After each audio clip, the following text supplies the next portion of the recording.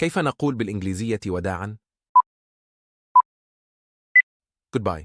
كلمات بالإنجليزية تحتاجها. كيف نقول مرحباً؟ Hello. كيف نقول حظاً سعيداً؟ Good luck. كيف نقول شكراً؟ Thank you. لايك للفيديو إذا عرفت هذه الكلمات. كيف نقول آسف؟ Sorry. كيف نقول دائماً؟ Always. كيف نقول غالباً؟ Mostly. لا تنسى متابعتي إذا أردت أن تتكلم الإنجليزية بطلاقة.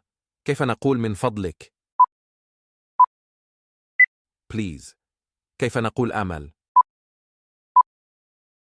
Hope.